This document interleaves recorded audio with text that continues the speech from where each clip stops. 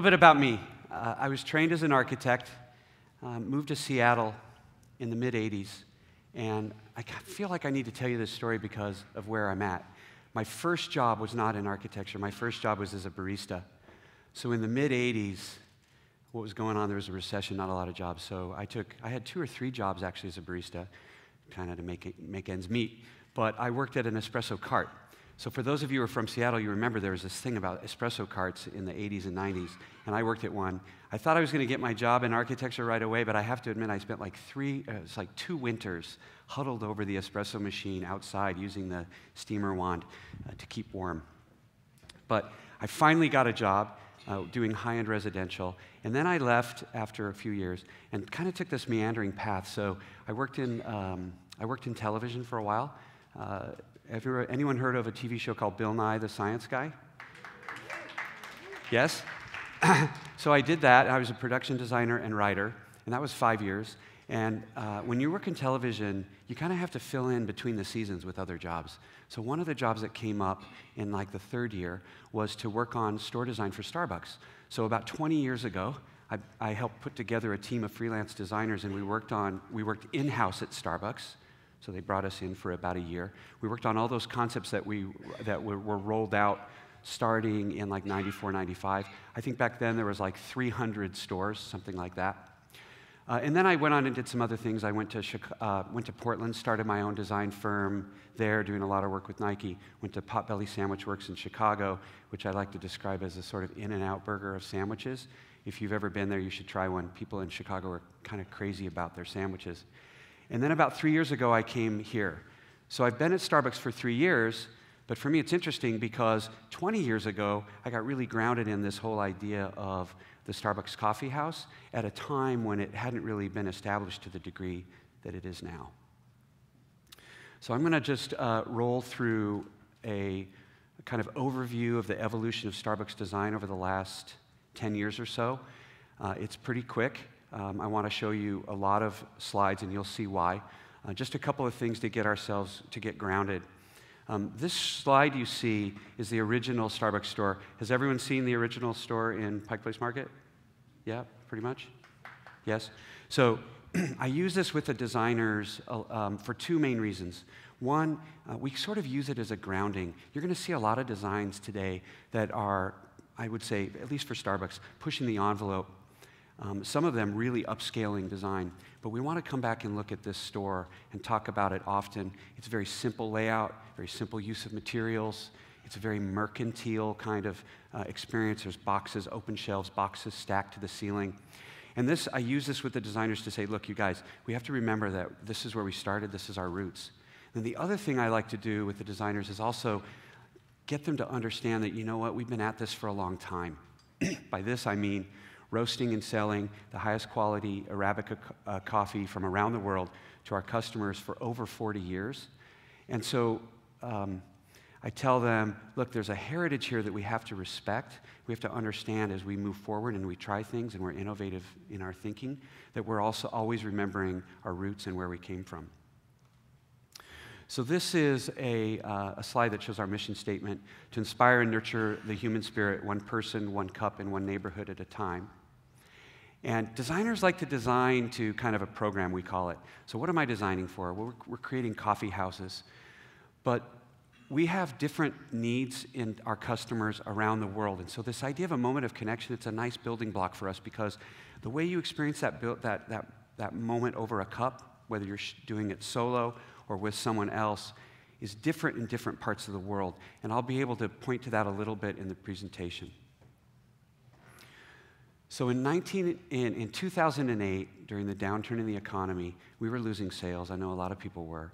We stood back, excuse me. We took a look at ourselves and we asked our customers what they thought about us.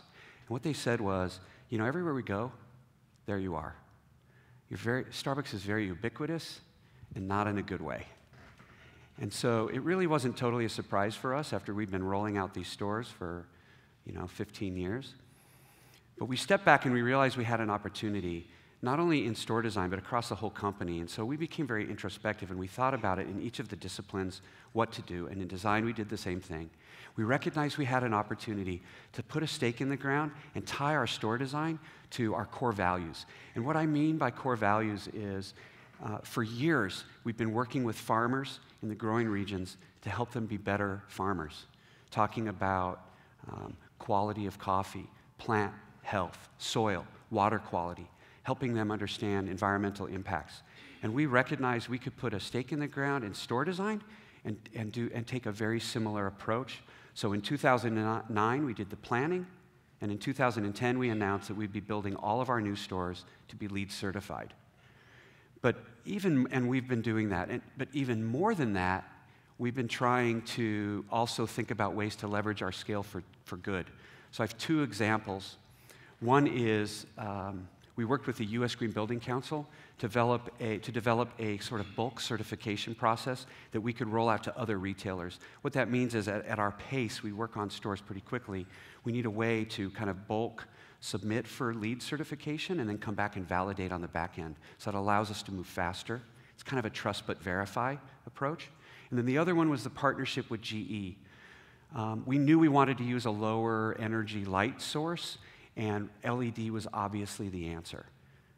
But none of the lights that were out there in the market really met our requirements. We wanted a warmer light, something that had the light qualities that we were looking for. So we told GE, hey, we'll roll these into every one of our stores if you help us develop a light that we would actually like to work with. So they brought those resources to bear. We developed that light and put it in all our stores. And then, of course, our expectation would be that that would be made available to everybody. You know, obviously, there's been a lot of work on LED lighting, but that's just an example of anything that we can do that can help in the sustainability standpoint. We think is good for Starbucks, and we think it's good for everybody. And so the other thing we heard from our customers is, hey, you know what? You're everywhere. Your stores all look the same. And to be honest, you know, the design is looking kind of tired, which, you know, kind of hurts me because obviously I was a part of the team that designed that, but I can take it. So the first step we did, we said, okay, actually, let me back up. What we realized we needed to do was try to create stores that were more locally relevant, not just one design that we're going to stamp out across the world. So we knew that this would be a journey, and I'll be able to show you some of the steps we've taken. But the first thing we did is we pushed design out from Seattle. We used to design everything here, and so we put designers out in the field. You can see today we have 18 studios around the globe, 14 in the Americas. And in those studios, we have designers and design leaders. So the idea is we're unleashing design within kind of the parameters of Starbucks. And some of the stores I'll show you today couldn't have happened without that approach. If we were controlling it in Seattle, you'd see a lot more uniformity just by nature of the fact that we're all sitting together. Okay, so just take a second to show you what we did 20 years ago. This was this idea driven off the concepts of the 4 elements, air, earth, fire, water. We had these concepts, we called them aroma, harvest, brew, and roast. We came up with these material palettes, murals, the whole thing, and we packaged them up and we started stamping them out. I look at this and I say, oh yeah, that's very kind of 90s look. And today, we do something different. So given the context that I just gave you, here's a store that I think evokes all of the principles that we tried to do today. This is First and Pike, so it's right across from the entrance to the Pike Place Market. This was Seattle's best coffee, and we took it over and we converted it. And the first thing we did was we said, look, we want to respect the architecture. It's an historic building. It's a little hard to tell, but there is a kind of terracotta facade. So we restored the building to kind of its former glory, and we went inside, and the first thing we did is we stripped it down to its bones. So what you see here is what you're going to see in a lot of the stores that I'm going to race through in a second. You're going to see a lot of use of natural materials: steel, glass, concrete, wood. Previously, we used a lot of aniline dyes, a lot of laminates. We were more interested at that time in kind of getting the aesthetic going, not in the sustainability side of things. You'll also see some other things, like there's some live edge wood. Does everyone know what live edge wood is? Okay, so imagine if you take a tree, a whole tree, and you cut a slice out in the middle, and you turn it into a table, that slice. On both edges, you'll see the natural kind of curve where the bark is, right? So we use that, and a lot of our stores that we use that in, we have a story to tell. So we can say, hey, you know what? This tree fell in a storm in Volunteer Park here in Seattle. We took that tree, we turned it into a table. So we use it, we'll build those things out of sustainably harvested or windfall. The other thing I want to point to is that a lot of innovative thinking happens incrementally for us. So how do I say this? We go fast with our new store growth. We don't have time to sort of ivory tower our thinking about design. So we'll work through our stores, and we'll pick a store and say, hey, we're going to try that. If it works, we'll pull it back in and decide, are we going to roll it out? So an example of something we tried in this store is the menu board. You can see it over the line there. It's a small thing, but it's a single menu board. It's not like what you'd see in our stores. It's hand-painted chalk and no prices. There was a theory that we had, which is our customers don't actually look at the prices on our menu boards, and so we tried it there. In case you're wondering how that went, you'll notice we still have prices on most of our menu boards. This store was next. This is 15th Avenue up in Seattle. We were trying something different here. We really wanted to try to break down the bar that stands between our customers and our partners. Starbucks employees, we call them partners. And so we were experimenting with ways to open up the presentation of bean scooping and thinking a little bit differently about the coffee. And so these first three stores are kind of in order. We did all this around the same time in 2009, 10. This is Roy Street. I think you're going to get to see this store this weekend, if not sooner. And this store was really steeped in Capitol Hill. So Capitol Hill is a neighborhood for those of you from Seattle. This really feels like a Capitol Hill store. And we were trying things like painting carpets on the floor, different materials and finishes. From this store, these three stores and a few others, we then kind of went into what we call the inspired by phase. So basically what we did was we said, okay, we've got this new look and feel, but we have no guidelines. Here's some pictures of some stores we did in Seattle. Try and do that. So the Brompton Road is one of the first stores that came out kind of in that inspired by era, and you can see they're kind of thinking about the use of materials, simplified palette, and simple steel, glass, wood materials. Spring Street in Soho came next. In this case, we're working with local artists to create locally relevant art. So this is Peter Tunney. We didn't say, do a painting that says this. We said, here's what we'd like you to do. Give us something that is in your voice that you would do as an artist. And he gave us Coffee, Peace, and Justice for All, and this piece, Gratitude. Skipping down to Portland, Brewery blocks. What you see in the center there, sort of to the right of the screen, is our reserve coffee. And what that is that's our single batch, small batch roasted coffee, our highest quality coffee. And we're working here with not only presenting that coffee in a kind of elevated way, but also integrating beer and wine in small plates. And so you can see from a design standpoint, that bar wraps around. You can sit at the bar and then experience the bar in a more open manner. The bank came next. I like to say this is making lemonade out of lemons. This is in the basement of a building. You can see midway through that line, those are the glass doors up above. That's grade. So we decided to design this as a real surprise and delight. So when you come in, you experience all kinds of things that you would not guess were there. If you look at the ceiling, you kind of turn your head, you can see there's a siren design in that. What's interesting is kids seem to notice it before their parents do. I think that's because kids actually look and notice things, and maybe we as parents don't always do that. This was a store designed by Kengo Kuma, a world-famous architect. I was very pleased to meet him not long ago. He came to Seattle, and he designed this store and it was a single idea. The single idea was this craftsman, this connection of this wood material, and he used it to create an entire store. When I met him, I said, what were you thinking? And he said, look, I really wanted to create an expression of quality. Terran Republican, it's on the kind of the front stoop of Amazon. We wanted to create something for the people that work there and the people that live in that neighborhood. You'll notice there's several stores that kind of have this industrial feel. That is really kind of close to who we are as a brand. We call it artisan. It's sort of crafty, it's warm and inviting. And you'll see where we kind of stretch that as we move into other areas. This is one of my most favorite stores. It's Chapultepec Park in Mexico City. This was an existing park structure that we put a store in. It's one of the best indoor-outdoor experiences of a Starbucks I've ever been in. So in terms of our ability to flex and think about that local relevancy, this is a great example. Caesar said, there's no way, we've seen your stores. There's no way we're going to put one of those kind of crunchy wood things inside at Caesar's. It'll never work. This is a licensed store, so they paid for it. And they had a lot of say in kind of the approval process. It's a real partnership when we do licensed stores. And so this one was our ability to prove to them that we could do a store that felt like it belonged in Caesar's. Hollywood and Vine. This is an interesting store, Mumbai, India. It was our first store in India.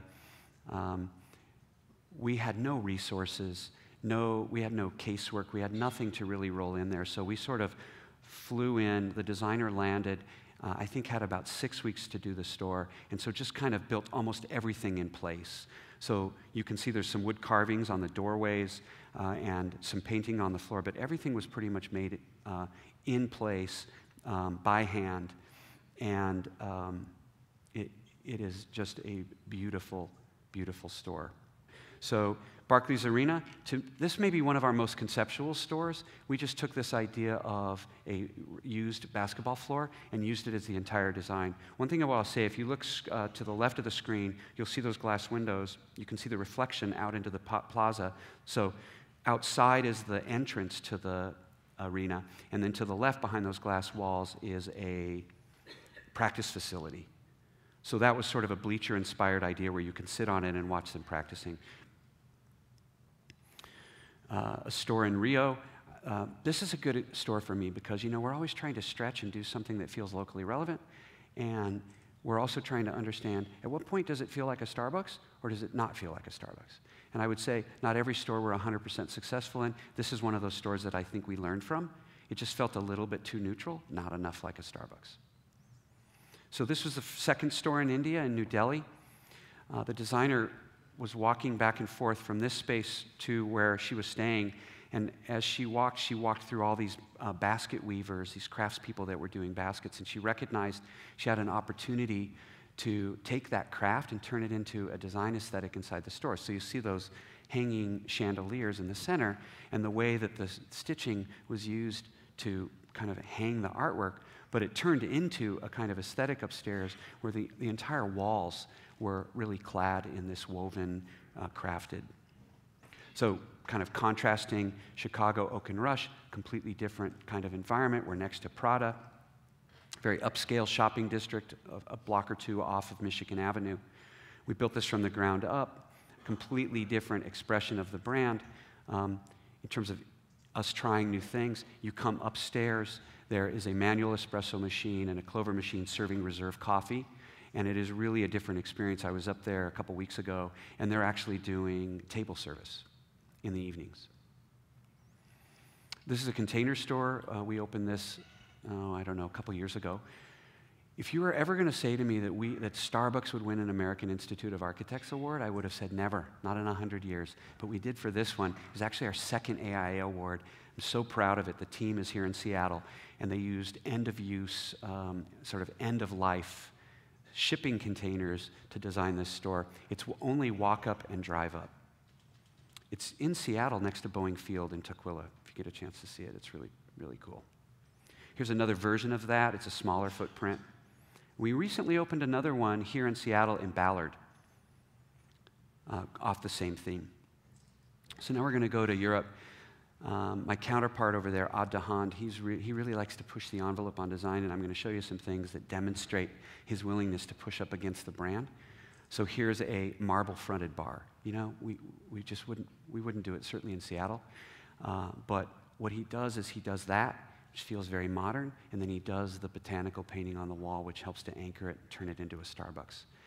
Avenue Victor Hugo in Paris. really amazing store in the Galerie Lafayette. This was obviously next to the dome, and one of the aesthetics was to take the cups and turn it into a wall, a way to sort of take a very simple material, turn it into something very, very elegant. Here's a kind of a shop in a box in a licensed store in Denmark.